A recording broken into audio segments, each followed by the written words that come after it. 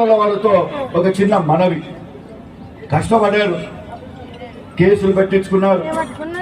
ఆడ కొన్ని ఊర్లలో అయితే తలలు వలిగినాయి, రక్తాలు వారినాయి, చాలా రకాలుగా అల్లర్లు జరిగినాయి.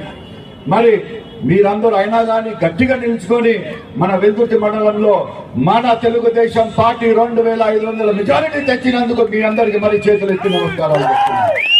మరి ఆ రోజు ఉన్న ఐకమత్యం ఈ రోజు ఎక్కడ పోయిందని చెప్పి ఈ రోజు సభాపూర్వకంగా ప్రతి ఒక్కరిని కూడా సవాల్ చేస్తున్నాం.